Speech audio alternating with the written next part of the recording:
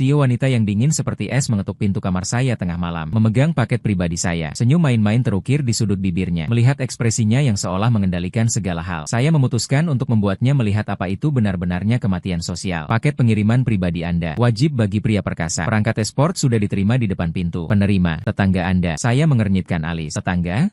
Hubungan antar penghuni di kompleks kumuh saya tipis seperti air putih. Siapa yang mau membantu saya menerima? Lagi pula saya baru pindah beberapa waktu lalu. Di sebelah tinggal pria. Wanita anjing. Saya tidak tahu. Yang paling penting adalah pengiriman pribadi. Saya membuka detail pesanan. Untuk merayakan gaji. Membeli dengan hati dingin kostum pria anime yang dipesan khusus. Gambar keyboard mekanik edisi terbatas warna pink muncul. Kecap juga mencetak avatar versi chibi istri saya. Jika barang ini dilihat oleh pria dewasa, mungkin hanya akan diejek satu kalimat. Nerd sejati itu menjijikan. Tapi kalau tetangga perempuan melihat, saya tidak berani membayangkan adegan itu. Saya menarik napas dalam-dalam, menekan tombol komplain, bersiap mengkritik kurir yang tidak bertanggung jawab sampai mereka meragukan hidupnya. Halo, saya ingin mengajukan keluhan. Kata-kata belum selesai. Suara ketukan pintu, dong dong dong, terdengar. Hatiku berdebar. Sebuah firasat buruk muncul. Melihat keluar lewat paypole. Sebuah wajah cantik yang familiar sekaligus asing muncul. Yang familiar adalah karena wajah ini setiap hari muncul di poster promosi internal perusahaan dan di berbagai berita keuangan. Yang asing karena saya tidak pernah membayangkan wajah ini akan muncul di depan pintu rumah saya. CEO cantik baru yang baru saja diangkat di perusahaan kami. Dikenal karena tegas dan dingin seperti es. Diberi julukan, guru pemusnah. Konon pada hari pertama masuk kerja. Karena font PPT tidak sesuai keinginanku. Seluruh tim proyek harus kerja semalaman untuk mengulangnya. Orang penting yang hidup dalam legenda seperti ini. Bagaimana bisa berada di sini? Dan dia juga memegang sebuah kotak paket. Sebuah kotak paket yang tampak sangat familiar. Darahku seketika membeku. Tidak mungkin.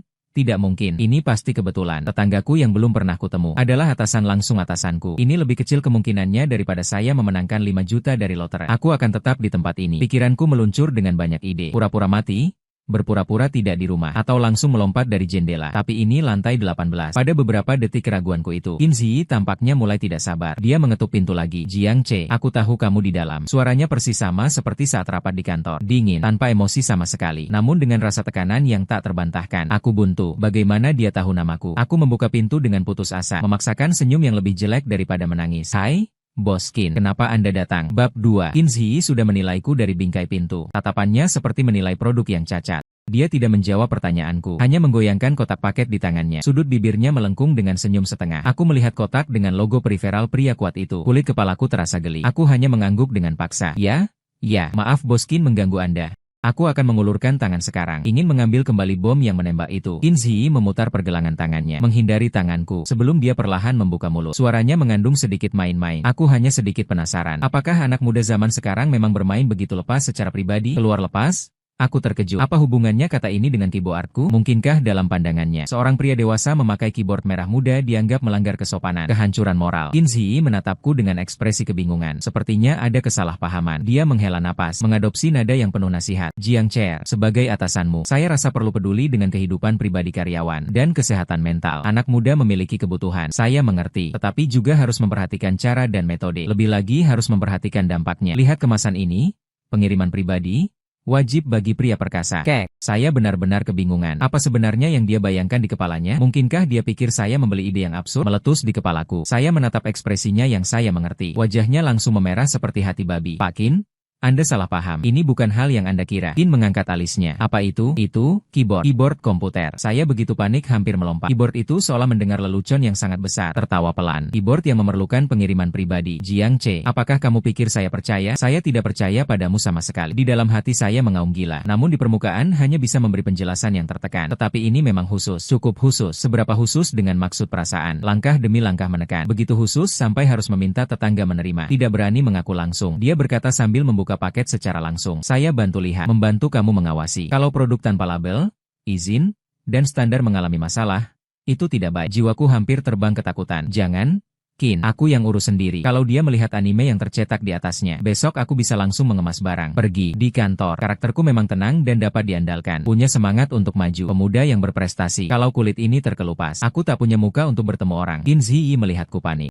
Senyum di matanya semakin dalam. Dia tampaknya sangat menikmati permainan kucing mengejar tikus ini. Melihat aku kehilangan integritas, tampak marah tak berdaya. Dia menepok kotak itu ke dadaku. Baiklah, kalau begitu, kamu buka. Buka di depan adikku. Nada bicaranya tak diragukan. Aku memegang kotak itu. Rasanya seberat 1000 jin. Membukanya berarti mati sosial di tempat. Tidak membukanya adalah dosa menipu tuan. Dosa bertambah 1 tingkat. Aku menghela napas dalam. Lupakan saja. Kalau mati, Biarlah mati. Bukankah itu hanya keyboard? Kalau begitu, bilang saja itu adikku.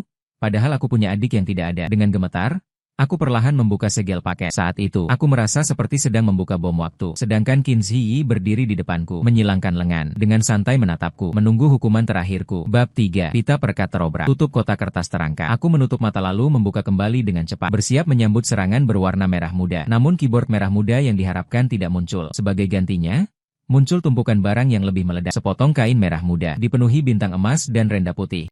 Sebuah rok pendek putih berlapis-lapis yang mengembang. Sepasang kaos kaki panjang berwarna putih yang melewati lutut. Ada juga sebuah tongkat sihir plastik dengan ujung berisi hati merah muda raksasa. Seluruh dunia seolah-olah pada saat ini dipencet tombol mute. Aku jadi bodoh. Aku melihat barang di dalam kotak. Otakku kosong total. CPU langsung terbakar. Ini apa barangnya? Keyboardku mana? Keyboard 3000 yang kuat itu mana? Bagaimana bisa berubah menjadi setelan gadis penyihir yang terlihat memalukan? Pakaian tempur. Aku tiba-tiba mengangkat kepala menatap Qin Ziyi. Ekspresinya tidak jauh lebih baik daripada aku. Wajah es yang tak berubah selama ribuan tahun itu pertama kali retak. Matanya melotot bulat, mulutnya sedikit terbuka, tatapannya penuh keterkejutan, kebingungan serta sedikit rasa tidak suka dan jijik yang tak terkatakan. Dia menatapku, seperti sedang melihat sesuatu yang baru saja digali. Makhluk luar angkasa yang mengguncang pemahaman seluruh umat manusia. Udara dipenuhi keheningan seperti kematian. Aku bisa mendengar detak jantungku yang berdentum. Sial?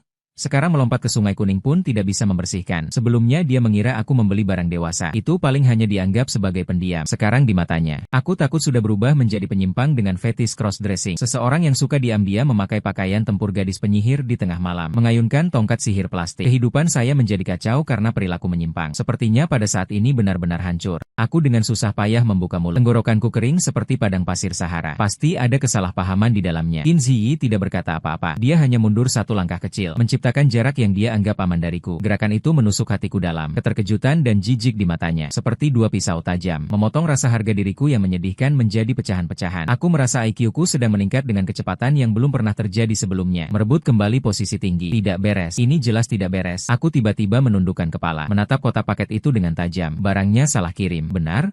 Pasti barangnya salah kirim. Aku meraba sisi kotak dengan tangan gemetar, berusaha menemukan surat pengiriman yang menentukan takdirku. Yang keempat, ujung jariku menyentuh sebuah stiker. Itu dia. Aku merasa seolah memegang jerami penyelamat terakhir. Dengan cepat membalik kotak itu. Informasi pada surat pengiriman jelas terlihat di mataku. Alamat pengirim adalah toko barang anime Magic House, pakaian cosplay. Alamat penerima, Unit 1802, Gedung 18, Kompleks Perumahan. Penerima, Qin Ziyi, telepon 138. Qin Ziyi 1802. Bukankah itu di sebelah pintu rumahku? Bukankah itu orang di depan mata ini? Apakah itu CEO wanita es yang tinggi dan berkuasa di perusahaan kami? Di otakku seolah-olah ada 100.000 ton TNT meledak bersamaan. Semua kebingungan, keterkejutan, dan rasa tersinggung. Dalam sekejap semuanya menghilang seperti asap. Yang menggantikannya adalah kegembiraan absurd dan mendebarkan yang belum pernah ada sebelumnya. Aku perlahan-lahan mengangkat kepala frame demi frame. Aku melihat wajah Qin Ziyi yang masih menyimpan keterkejutan dan penghinaan. Tatapannya berubah. Itu adalah sesuatu yang benar-benar baru. Campuran belas kasihan dan simpati. Kegembiraan melihat orang lain menderita dan pandangan yang menembus segala sesuatu. Seperti dewa yang memegang jawaban akhir. Yang memandang ke bawah pada seorang manusia yang masih berjuang keras. Qin Ziyi terasa merinding karena tatapanku. Alisnya sedikit berkerut. Sepertinya ingin mengatakan sesuatu untuk memulihkan wibawa CEO-nya. Jiang Che, CEO Qin. Aku memotong bicaranya. Suaranya sangat tenang. Aku mengambil kotak paket beserta surat pengirimannya. Dengan perlahan dan hormat menyerahkannya kepadanya. Kata, paket Anda, melayang ringan. Matanya mengikuti jariku dan jatuh pada surat pengiriman itu. Ketika dia melihat jelas kolom penerima, tertulis jelas 3 kata, Qin Ziyi. Ekspresinya menjadi luar biasa. Itu adalah perubahan yang lebih kaya daripada palet warna. Awalnya terkejut, lalu tak percaya, kemudian panik. Akhirnya adalah keputusasaan dan kepucatutan yang seperti kiamat tiba. Warna darah di wajahnya memudar dengan kecepatan yang dapat dilihat mata telanjang. Jejak itu baru saja masih tergantung di sudut bibirnya. Menikmati pertunjukan dengan rasa main-main. Senyumnya membeku total di wajahnya. Terlihat sangat konyol dan sarkastis. Waktu seakan berhenti pada saat itu. Aku dan dia, satu berdiri di dalam pintu, satu lagi berdiri di luar pintu. Di antara kami ada setelan kostum pertarungan gadis penyihir berwarna merah muda, dan sebuah cerita yang cukup untuk mencairkan gunung es. Sejarah memalukan yang dapat membuat dunia runtuh. Aku melihat bibirnya bergerak, sepertinya ingin menjelaskan sesuatu, tapi dia hanya mengucapkan satu kata, lalu tidak lagi mengeluarkan suara apapun, karena sebuah dering ponsel yang cepat dan ceria tiba-tiba menggema di seluruh koridor. Itu ponselnya. Bab kelima. Dering itu adalah lagu tema dari sebuah anime, penuh semangat dan agak berlebihan, membuat kontras besar dengan citra dinginnya yang biasanya. matanya. Qin Ziyi seakan tersengat listrik. Seluruh tubuhnya bergetar. Dia panik mencari di saku mantelnya. Ingin segera mematikan dering yang mematikan itu. Tapi mungkin karena terlalu gugup, tangannya tergelincir. Ponsel jatuh ke tanah dengan suara, "Pak." Layarnya menyala. Di layar muncul dua huruf kecil yang berkedip. Yang paling mematikan adalah, dia tadi menekan tombol secara sembarangan. Tanpa sengaja menekan tombol speakerphone. Detik berikutnya, seorang yang sangat bersemangat. Gadis dengan suara yang sangat menembus keluar dari earphone ponsel. Menyebar ke seluruh koridor yang sunyi. Terjemahan harfiah. Apakah kamu sudah menerima jubah perang penyihir bintangku? Pameran akhir pekan mengandalkanmu di posisi utama untuk bersinar di antara semua. Benar? Benar. Apakah kamu sudah menghafal dialog transformasi? Mau tidak? Sekarang kita ulangi bersama. Aku duluan ya, mewakili cinta dan keadilan. Sailor Moon akan mengalahkan sahabat kecil kalian yang bernama Xiao Xiao. Jelas dia seorang drama queen. Suara penuh semangat. Tapi setiap katanya seperti pisau-pisau tajam. Menusuk tepat ke Qin Ziyi. Jantung yang sudah penuh luka. Qin Ziyi seluruhnya mengeras menjadi batu. Dia akan tetap di tempat itu. Wajahnya berubah dari putih menjadi merah. Lalu dari merah menjadi biru kehijauan. Aku bahkan bisa melihat bulu mata panjangnya bergetar tak terkendali. Dia perlahan membungkuk. Dengan gerakan seperti pemutaran ulang lambat, dia mengambil ponsel yang tergeletak di tanah. Gerakan itu seolah menghabiskan seluruh tenaga tubuhnya. Suaranya lembut seperti nyamuk. Dengan nada menangis, teman dekat di ujung telepon jelas tidak menyadari ada yang aneh. Masih tenggelam dalam dunianya sendiri. Bagaimana? Apakah sangat keren? Aku beritahu kamu. Tongkat sihir itu khusus saya pesan dengan menambah uang. Saat diayunkan, ia akan bersinar. Dengan efek suara, baralala energi peri kecil berubah seluruh tubuh. Qin Ziyi dengan cepat menutup telepon. Seluruh dunia kembali sunyi seperti kematian. Lampu kontrol suara di lorong mati karena tidak ada suara dalam waktu lama. Pah, terdengar, lalu padam. Kegelapan menyelimuti kami berdua. Juga menyelimuti citra gunung es Qin Ziyi yang hampir runtuh. Aku berdiri dalam gelap menahan tawa. Merasa bahuku bergetar. Ternyata aku yang dingin. Sarkastik. CEO wanita yang tidak berperasaan. Ternyata diam-diam dia mau pergi ke konvensi. Penyihir cahaya bintang yang debut di posisi C. Kontras ini terlalu besar. Ini lebih kuat daripada keyboard yang kupunya. Pria itu di dalam kegelapan. Qin Ziyi akhirnya berbicara lagi. Suara dia tidak lagi seperti CEO yang dingin dan tinggi. Namun dia adalah orang yang melakukan kesalahan. Ditangkap di tempat. Gadis kecil yang kebingungan. Dengan sedikit gemetar. Sedikit memohon. Jiang Ce. Bisakah kita bermain musik? Bab 6. Aku membuka pintu dan menyalakan lampu. Di bawah cahaya yang menyilaukan, kekacauan Qin Ziyi tak bisa disembunyikan. Dia menundukkan kepalanya. Dua tangannya menggenggam erat tepi bajunya. Seperti seorang murid SD yang menunggu guru menegurnya. Wajahnya yang dulu penuh tulisan, "Jangan dekati orang asing." Itu. Saat ini hanya tersisa dua kata. Hancur. Aku menaruh jubah penyihir bintang yang pemalu di lemari ruang masuk. Lalu menuangkan segelas air untuk diriku. Kusipuh setengah gelas dengan suara gemericik. Aku butuh menenangkan diri. Tertawanya terlalu keras. Sedikit kekurangan oksigen. Pak Qin? Silakan duduk. Aku menunjuk ke satu-satunya sofa single di ruang tamu. Qin Ziyi duduk dengan hati-hati. Kedua tangannya diletakkan di atas lutut. Posisi duduknya tegak, punggung lurus. Namun menurutku, dia lebih mirip kelinci putih kecil yang gemetar setelah terjebak dalam perangkap. Aku perlahan berjalan ke depannya, melihatnya dari atas. Perasaan ini sangat aneh. Baru saja 10 menit yang lalu, dia masih menatapku dengan tatapan itu. Sekarang pemanah memberi sinyal kepada Pak Qin. Aku mengambil tongkat sihir plastik berwarna merah muda dan menimbangnya di tangan, mengeluarkan suara klik ringan. Mengenai hal ini, Qin Ziyi gemetar seluruh tubuh. Dia mengangkat kepala dengan cepat. Matanya penuh dengan permohonan. Mengenai urusan Jiang Ce dan Xiao Jiang ini rahasia. Rahasia mutlak. Dia berkata dengan tergesa-gesa. Ya, uang apa yang kamu inginkan? Aku bisa memberimu sejumlah uang. Berikan tawaranmu. Aku tersenyum. Uang terlalu biasa. Jika bisa diselesaikan dengan uang. Apakah itu masih disebut masalah? Aku melihat wajahnya yang penuh kepanikan. Tiba-tiba terasa lebih menyenangkan menggodanya daripada memberi uang. Aku membersihkan tenggorokanku. Meniru nada suaranya tadi. Dengan pelan mulai berbicara. Pak Qin, sebagai bawahanmu, saya rasa perlu peduli sedikit tentang atasan. Kehidupan pribadi dan kesehatan mentalnya. Saya mengerti. Tapi juga harus memperhatikan cara dan metodenya. Kan? Lihat. Penyihir bintang ini debut di posisi C, ZZ. Saya mengembalikan kata-katanya tadi persis seperti itu kepadanya. Wajahnya langsung memerah seperti tomat. Dia menggigit bibirnya. Kelopak matanya merah. Tampaknya dia akan segera menangis. Aku salah. Dia berkata pelan. Suaranya penuh rasa bersalah yang dalam. Jangan bicara lagi. Melihat penampilannya seperti itu, keinginan nakal dalam hati saya tiba-tiba menghilang. Sudahlah, kalau terus berkelahi, benar-benar membuat orang menangis. Besok masuk kerja akan sulit dijelaskan. Saya melempar tongkat sihir ke sofa. Saya tarik kursi dan duduk di depannya. Oke, tidak akan menggodamu lagi. Saya bisa menganggap ini tidak pernah terjadi.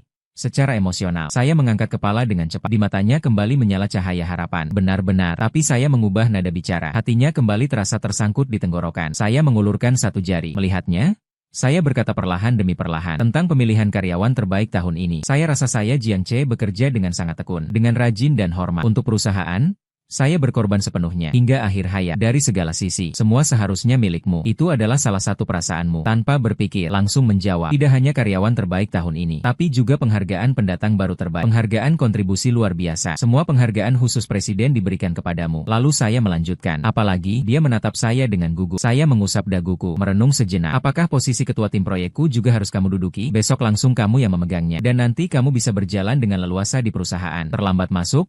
Pulang lebih awal. Aku akan melindungimu. Santai-santai di kantor. Aku pura-pura tidak melihat. Siapa berani mengganggumu? Aku yang pertama akan memecatnya. Qin Zhi berkata sekaligus. Takut aku berubah pikiran. Aku mengangguk puas. Sikapnya sangat tulus. Anak muda masih bisa diajari. Melihat orang di depan ini yang demi melindungi rahasia Magical Girl-nya bersedia mengkhianati kepentingan perusahaan sang presiden. Aku tiba-tiba merasa karierku di masa depan tampaknya akan sangat menarik. Bab 7. Keesokan harinya, aku melangkah masuk ke gerbang perusahaan dengan segar dan bersemangat. Rasanya udara terasa jauh lebih segar. Baru saja duduk di mejaku, langsung melihat manajer HR berlari ke arahku. Wajahnya penuh dengan senyum menjilat. Hai, Xiao Jiang. Selamat. Selamat, ini surat penunjukanmu. Mulai hari ini, kamu menjadi ketua divisi proyek 3. Dia menaruh surat penunjukan itu dengan hormat di mejaku. Tatapanku penuh rasa hormat dan rasa penasaran. Rekan-rekan di sekitarku semua menatap dengan terkejut. Astaga! Jiang Che jadi ketua. Bukankah dia baru setengah tahun di perusahaan? Kecepatan promosi ini lebih cepat daripada naik roket. Apakah dia pernah melindungi presiden dari bom atom? Aku tenang menerima surat penunjukan itu. Aku mengabaikan semua komentar di sekitarku. Manusia biasa, kalian tidak mengerti. Aku tidak pernah melindungi presiden dari bom atom. Aku menguasai senjata yang lebih mengintimidasi daripada bom atom. Jam 10 pagi, rapat rutin departemen. Qin Zhi mengenakan setelan hitam yang rapi. Berjalan dengan sepatu hak tinggi tepat waktu masuk ke ruang rapat. Dia kembali menampilkan aura Ratu Es. Hanya ketika dia melihatku, tatapan matanya jelas melayang sejenak. Rapat dimulai. Giliran saya melaporkan progres kerja minggu lalu. Saya memegang sebuah proposal yang tidak masuk akal. Dengan berat hati saya mulai berbicara. Saat saya sudah setengah jalan, Qin Zhi secara kebiasaan mengerutkan alis. Proposal ini logikanya tidak jelas. Datanya tidak mendukung. Sama sekali tidak layak. Dia membuka mulut dengan kritik yang tajam. Nada bicaranya tetap tajam seperti biasanya. Suasana di ruang rapat langsung turun ke titik beku. Rekan-rekan memberi saya pandangan penuh simpati. Saya tidak panik sama sekali. Saya hanya mengangkat kepala. Diam-diam menatapnya. Lalu saya batuk pelan sekali. Saya menggerakkan bibir tanpa suara, mengatakan dua kata kepadanya. Suara yang berubah menjadi Qin Zhi tiba-tiba terhenti. Dia seperti bebek yang lehernya tercekik. Kata-kata selanjutnya terjebak di tenggorokannya. Wajahnya langsung menjadi pucat. Ruang rapat menjadi sunyi. Semua orang kebingungan menatap CEO yang tiba-tiba tersendat. 1 detik, 2 detik, 3 detik. Qin Zhi menarik napas dalam. Dengan susah payah ia memaksakan senyum kaku. Ia secara ajaib memutar sisa kata-katanya. Tidak mungkin mengatakan tidak ada kelayakan sama sekali. Saya rasa proposal ini logikanya sangat jelas. Datanya cukup mendukung. Penuh dengan imajinasi berani dan semangat inovasi. Terutama yang patut dipuji adalah rekan Jiang Che yang mengusulkan proposal ini. Semangatnya yang tidak takut kesulitan. Berani menantang. Patut dipelajari oleh kita semua. Tepuk tangan. Ia memimpin dengan bertepuk tangan. Seluruh orang di ruang rapat terkejut. Semua orang menatap saya dan Qin Zhi dengan pandangan seperti melihat alien. Rahang mereka jatuh ke tanah. Apakah ini guru yang mereka kenal? Sang Miezui Shitai. Hari ini dia ditabrak mobil saat keluar rumah. Atau dia dirasuki alien? Hanya saya yang tenang menutup proposal. Dengan senyum tipis. Terima kasih, Pak Qin, atas pujian. Bab 8. Sejak hari itu, posisiku di perusahaan mengalami perubahan yang sangat drastis. Aku menjadi yang paling misterius di Departemen Proyek 3 bahkan di seluruh perusahaan. Keberadaan yang paling tak boleh diganggu. Tidak ada yang tahu latar belakangku sebenarnya. Yang tahu hanya bahwa bahkan presiden pun harus memberi aku ruang. Kehidupan kerja saya juga dari mode neraka berubah dengan satu klik menjadi mode surga. Pagi hari saya tiba tepat waktu di perusahaan. Tidak ada yang berani mengatakan saya terlambat. Di pagi hari saya menggunakan komputer dengan spesifikasi tertinggi di perusahaan. Meneliti game AA terbaru. Menyebutnya sebagai mencari inspirasi desain. Siang, sekretaris Qin Zhi akan tepat waktu mengantarkan makan siang ke mejaku. 4 hidangan dan 1 sup. Campuran daging dan sayuran. Lebih melimpah daripada makan siang keuangan umum. Sore saya memakai headphone, mendengarkan crosstalk. Siang Sheng tidur nyenyak di kursi ergonomis. Tidak ada yang berani membangunkanku.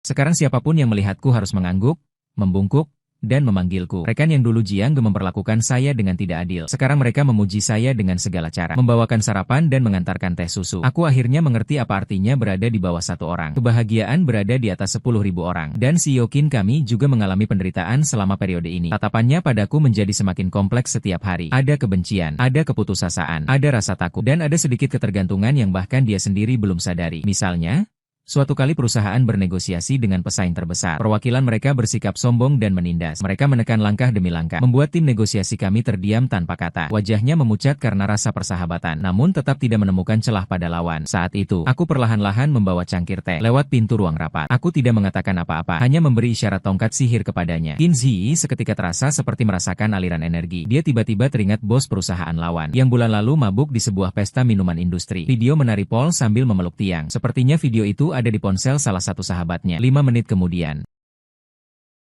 wajah perwakilan lawan langsung menjadi hijau. Dalam negosiasi itu, kami meraih kemenangan besar. Sejak itu, begitu Qin melihat tatapanku, matanya menjadi semakin aneh. Dia tampaknya merasa aku bukan orang yang sederhana, bawahan yang memiliki data hitam tentangnya. Aku adalah jimat yang dapat memberinya keberuntungan, atau bisa dibilang aku seperti koi berbentuk manusia. Bab 9. Aku mulai semakin keras mengekstrak bosku. Tentu saja bukan demi uang, juga bukan demi uang. Aku hanya merasa itu menyenangkan. Pak Qin, komputerku agak lag saat main game. Frame drop. Hari berikutnya, sebuah PC Alienware top tier senilai 50.000 yuan muncul di mejaku. Pak Qin, leherku belakangan ini tidak baik. Kursi terasa tidak nyaman. Hari ketiga, sebuah kursi ergonomis Herman Miller seharga lebih dari 10.000 yuan dikirim lewat udara ke kantor. Pak Qin, sepertinya aku agak flu hari ini. Hari keempat, ternyata Qin Ziyi secara pribadi menyusul. Pertemuan dengan klien penting. Membawa termos muncul di depan pintu rumahku. Dia memakai pakaian santai rumah. Wajahnya tanpa makeup. Terlihat jauh lebih lembut dibanding di kantor. Aku membuatkan sup ayam untukmu. Dia menyerahkan termos kepadaku. Tatapan menghindar. Pipi memerah sedikit. Aku melihatnya begitu. Tiba-tiba ada perasaan aneh di dalam hati. Perasaan ini membuat hati bergejolak. Tidak. Aku menggelengkan kepala dengan keras. Bagaimana mungkin aku tertarik pada seorang demon wanita yang memiliki banyak rahasia kelam tentangku? Dia hanya menyogokku. Ya?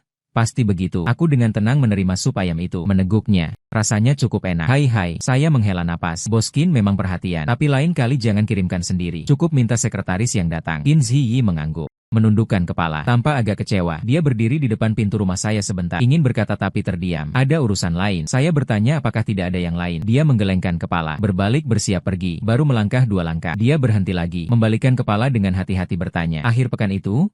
Kamu ada waktu tidak? Hati saya berdebar. Dia bertanya.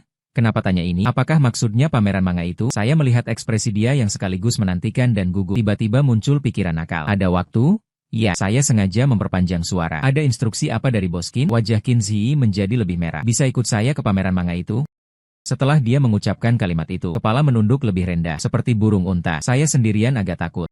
Takut pada presiden megah grup Qin yang menguasai pasar. Berbicara tegas akan membuatnya takut pada pameran manga. Saya menatapnya. Tiba-tiba merasa wanita ini sebenarnya cukup lucu. Setidaknya lebih baik daripada sikapnya di kantor yang suka menantang bos. Lebih lucu? Oke, saya dengan cepat menyetujui. Tapi saya punya satu syarat. Syarat apa? Qin Ziyi tiba-tiba mengangkat kepala. Matanya bersinar menatap saya. Saya mendekat ke telinganya. Menurunkan suara. Mengucapkan satu kalimat. Wajahnya langsung memerah seperti akan memancarkan darah. Bab 10.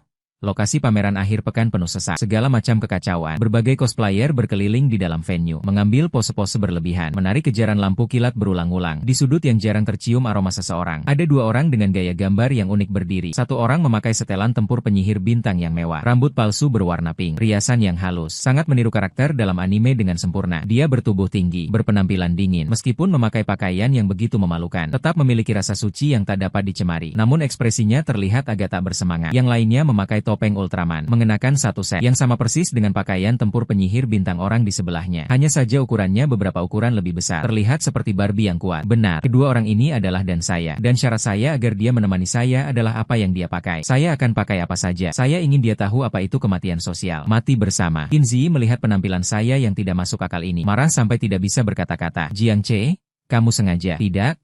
Aku tidak. Aku berkedip tak bersalah lewat topeng Ultraman. Aku melakukannya untuk melindungi kamu. Bayangkan ada orang yang lebih aneh darimu di sampingmu. Apakah kamu langsung merasa tidak begitu menonjol? Qin Ziyi, dia malah merasa apa yang saya katakan ada sedikit masuk akal. Saat itu, seorang fotografer yang membawa senapan panjang dan pendek menemukan saya. Matanya langsung bersinar. Waduh, lihat.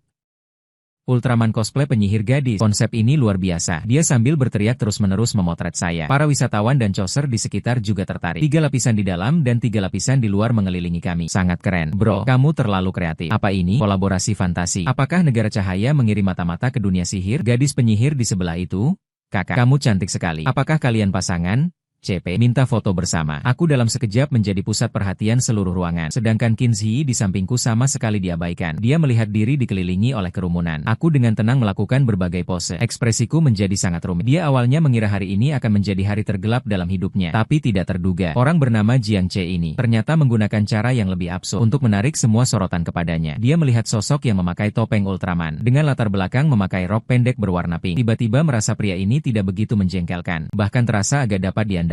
Bab 11. Kegaduhan di konvensi manga. Akhirnya aku dikelilingi oleh sekelompok penggemar yang antusias. Memberi pelajaran cara menjadi bintang paling bersinar di konvensi manga. Berakhir dengan keheranan. Setelah aku dengan susah payah keluar dari kerumunan, Qin Ziyi sudah kembali memakai pakaian biasa. Menungguku di pintu masuk venue. Dia memeluk lengannya sambil bersandar miring pada dinding. Memandangku. Matanya mengandung sedikit perasaan yang aku tidak mengerti. Sudah cukup bermain? Ya, nada tanya. Tidak bisa membedakan suka atau marah. Masih oke. Aku melepas topeng Ultraman, mengusap keringat di kepalaku. Utamanya tetap Qin. Pakaianmu menarik. Qin Ziyi, sudut bibirnya bergetar. Tidak menanggapi kata-kataku. Kami berdua berjalan beriringan pulang. Sepanjang jalan tanpa kata. Suasana agak canggung. Yang memecah keheningan adalah Qin Ziyi. Jiang Che, terima kasih. Dia berbisik. Terima kasih apa? Aku bertanya dengan sengaja. Terima kasih. Hari ini dia terdiam sejenak. Sepertinya sedang merangkai kata-kata. Terima kasih. Tidak membiarkanku sendirian. Ya, aku tersenyum. Sama-sama. Intinya aku merasa melihatmu sendirian itu membuatmu mati sosial. Lebih baik aku mengajakmu bersama. Supaya kebahagiaan ini dapat menggandakan rasa kasih. Dia tahu bahwa dari mulut pria bajingan ini tidak akan terdengar satu kata baik pun. Dia melirikku dengan tatapan kosong. Namun dalam tatapannya tidak ada lagi kebekuan seperti dulu. Justru ada sedikit rasa kesal. Saat hampir sampai di pintu gerbang kompleks, dia tiba-tiba menghentikan langkahnya. Jiang Che, aku mau tanya sesuatu padamu. Katakan. Sebenarnya bagaimana kamu terpikir untuk berpakaian seperti itu ke konvensi? Aku menatap matanya yang penuh rasa ingin tahu. Setelah berpikir, aku memutuskan untuk berkata jujur. Karena aku rasa kamu sendirian memakai pakaian itu. Berdiri di antara kerumunan akan terasa sangat sepi. Aku tidak ingin kamu sendirian merasa kesepian. Aku berkata dengan sungguh-sungguh. Qin Ziyi terkejut. Dia menatapku. Cahaya lampu jalan menyinari wajahnya, memberi dia aura lembut. Seolah ada bintang berkelip di matanya. Setelah lama, baru kemudian dia pelan-pelan mengeluarkan suara. Oh, lalu dia cepat memutar kepalanya. Berjalan cepat ke depan. Sepertinya aku melihat telinganya memerah. Kembali ke rumah. Aku baru saja bersiap mandi. Telepon berdering. Itu pesan WeChat dari Qin Ziyi. Paketmu ada di rumahku. Aku terkejut. Keyboardku. Baru saat itu aku teringat. Keyboard, jantan, yang sudah lama hilang. Ternyata kurir mengirimkannya ke keluarga Qin Ziyi. Sedangkan jubah pejuang gadis sihirnya dikirim ke rumahku. Sebuah kebingungan yang sempurna. Aku membalas dengan pesan. Besok aku akan ambil. Setelah beberapa saat, dia mengirim lagi satu pesan motivasi. Sudah selesai diminum, bawakan termosnya besok bersama-sama untukku. Setelah diminum, rasanya enak. Aku ragu melihat tiga kata itu. Enak. Kalau begitu, aku akan sering membuatnya untukmu. Melihat ini di layar ponsel, hatiku tak terkendali berdebar satu kali. Bab 12. Hari berikutnya, aku pergi ke kantor dengan 2 kantong mata hitam. Semalam aku tidak bisa tidur. Di kepalaku terus terngiang-ngiang tentang Qin Ziyi. Kalau begitu, aku akan sering membuatnya untukmu. Aku merasa segala sesuatunya berkembang ke arah yang tak terkendali. Aku hanyalah pekerja kantoran biasa. Dia seorang CEO wanita dengan nilai lebih dari 1 miliar. Di antara kami dulu terpisah oleh galaksi. Namun karena satu paket yang salah kirim, sepasang pakaian gadis penyihir terikat keras bersama. Apakah ini semacam takdir buruk? Sepanjang hari aku gelisah. Setelah pulang kerja, aku membawa termos. Memaksa diri mengetuk unit 1802 yang membuka pintu. Masih Qin Ziyi. Dia juga mengganti pakaian menjadi pakaian rumah. Terlihat sangat santai. Dia mengambil termos dari tanganku, menyisihkan tubuhnya, membiarkanku masuk. Rumahnya dihias sederhana namun megah. Sangat kontras dengan apartemen sewaan kecilku yang seperti sarang anjing. Keyboardku terletak tenang di meja kopi ruang tamu. Warna merah muda yang familiar itu terasa sangat akrab saat ini. Keyboardmu. Qin Ziyi menyebutnya baju perangku. Aku berkata, kami menatap satu sama lain dan tak bisa menahan tawa. Suasana tegang dan canggung sebelumnya menghilang dalam tawa itu. Duduklah. Minum apa? Dia bertanya. Air putih saja cukup. Dia pergi ke dapur mengisi air. Aku duduk di sofa mengamati rumahnya. Lalu pandanganku tertarik pada sesuatu di rak buku. Itu sebuah bingkai foto. Di dalam bingkai ada gadis memakai seragam SMA. Tersenyum cerah seperti matahari. Di sampingnya berdiri seorang anak laki-laki dengan seragam yang sama. Anak laki-laki itu tampak agak familiar. Aku berjalan mendekat dan mengambil bingkai itu. Saat aku melihat jelas wajah anak laki-laki itu, aku benar-benar kebingungan. Bukankah itu aku saat SMA? Bagaimana aku bisa muncul di bingkai Qin Ziyi? Apa yang kamu lihat? Suara Qin Ziyi terdengar dari belakang. Aku berbalik secara mekanis, mengangkat bingkai foto di tanganku. Suaranya bergetar. Apa ini?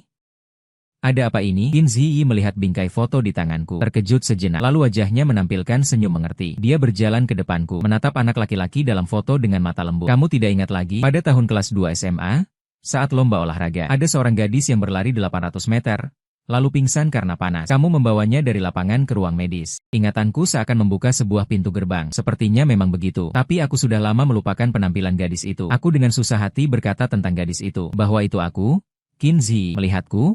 Dia berkata perlahan demi perlahan. Sejak hari itu, aku mengingatmu. Jiang Che, aku pindah sekolah, ke luar negeri, memulai bisnis, berjuang keras naik ke atas, hanya agar suatu hari bisa dengan status setara, berdiri kembali di depanmu. Tapi aku tidak menyangka pertemuan kembali kita akan seperti itu. Saat dia berkata, wajahnya kembali memerah. Aku benar-benar kebingungan. Aku menatap Qin Zi di depanku, lalu melihat lagi foto di tanganku. Sebuah cerita cinta diam selama 10 tahun. Sebuah kisah inspiratif seorang CEO perempuan yang dominan mengejar suami. Plot ini lebih absurd daripada gadis penyihir. Aku menatapnya. Tiba-tiba terasa bahwa apa yang dulu kupanggil, mengendalikan. Apa yang disebut balas dendam. Di hadapan kedalaman perasaannya selama 10 tahun. Terlihat begitu kekanak-kanakan dan lucu. Ternyata orang yang pertama jatuh hati bukan aku. Dan memang bukan aku. Aku meletakkan bingkai foto. Langkah demi langkah mendekatinya. Qin, ya, kostum gadis penyihirmu itu akan dipakai lagi di konvensi berikutnya? Tidak, tidak akan dipakai lagi. Wajahnya memerah seperti akan terbakar. Sayang sekali. Aku menghela napas. Kalau begitu, aku saja pakai.